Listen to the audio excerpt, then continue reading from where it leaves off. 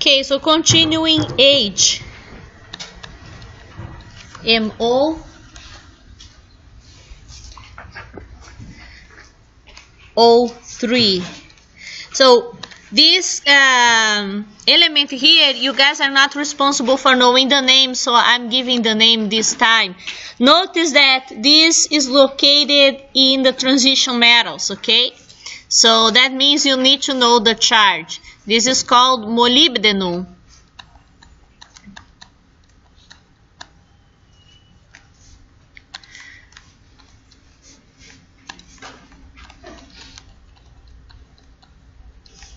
So we need to calculate the charge. Oxygen as an anion is going to have a charge of -2, is oxide. You have 3 here, right? So 3 times -2, -6. Therefore, the charge of molybdenum needs to be +6. So the name of this compound is going to be molybdenum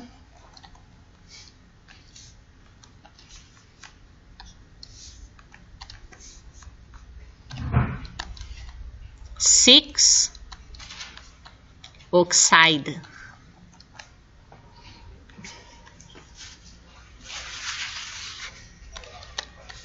Next one, CONO3 2. Here again you need to break down into cation and anion.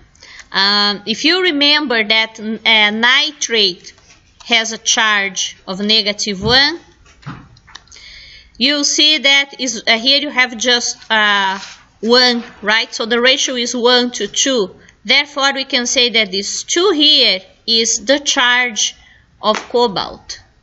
Make sense? If this is not that straightforward to you, just do the same thing we did here. Nitrate is charged -1. You have 2 of them, so you have -2. To balance, you need +2. Okay, so cobalt is going to be cobalt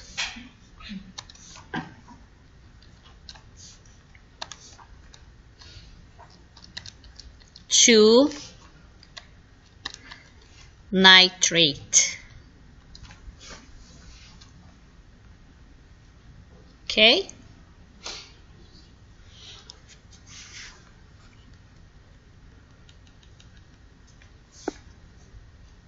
Questions?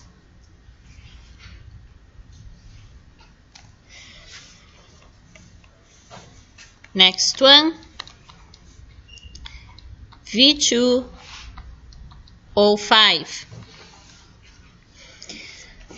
So always when you have an ionic compound and you have these subscripts here, try to see if they are not going to correspond to the charges. How do you know that?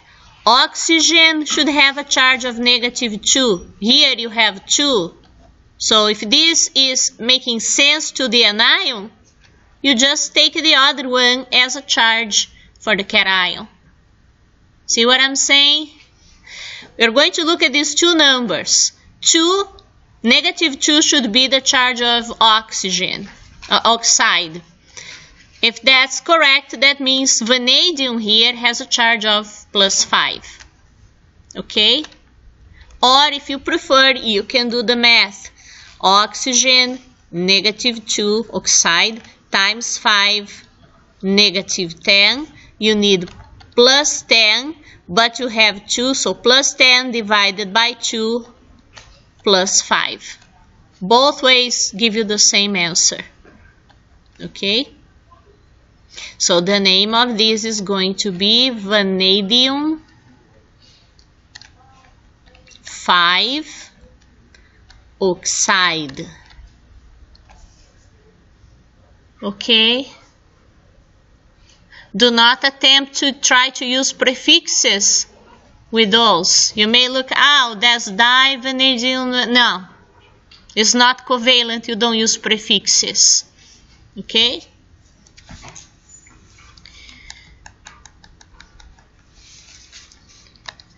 Next one, manganese and oxygen. Manganese is a transition metal. Oxygen is going to be oxide. In this case here, we will need to really do the math here. -2 times 2 minus 4. So manganese is going to be plus 4. So in this case, you cannot just take that number because you cannot take the subscript number because these ratios, they can be simplified. Okay? So you should just calculate according to the charge of the anion. -2 times 2, -4, 2 is plus 4. So the name is manganese 4 oxide.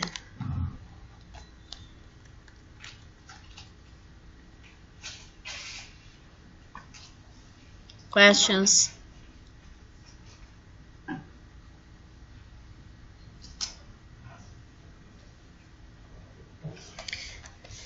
Yes. What was it that gave it the plus 4 charge again?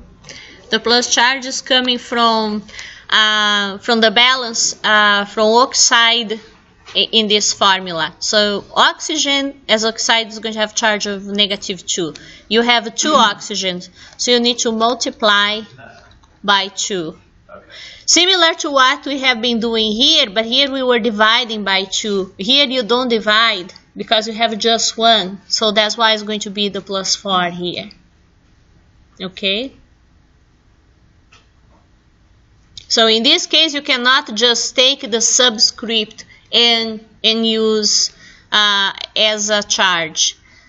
When you cannot do that, whenever the ratios can be simplified. Okay? That's why you always start with the anion. Next one, Fe2O3. What is going to be the name of this compound? Yes? Iron 3 oxide. Iron 3 oxide. So, in this case, since these numbers are not being simplified, you can see that they are 2 prime numbers. And this number is going to correspond to the charge of oxygen oxide. So you can say that iron is 3. Okay, so sometimes it may come straightforward. Sometimes you may need to break down and do the math.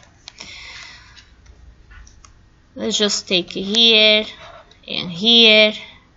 So it's iron 3. Iron 3 oxide.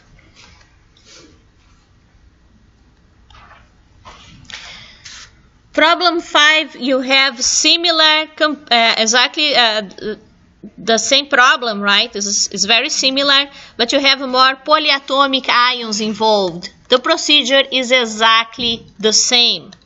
Let me give you let me solve a few ones for you. First one is CaH2PO4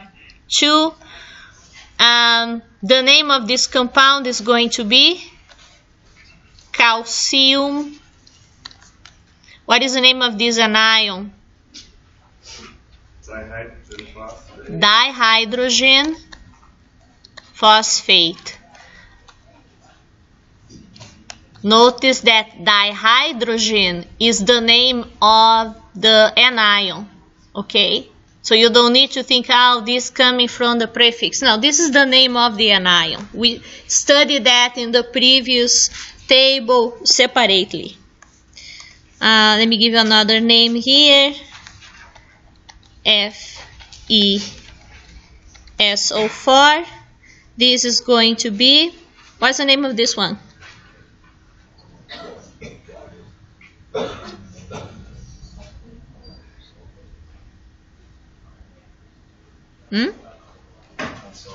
Iron 2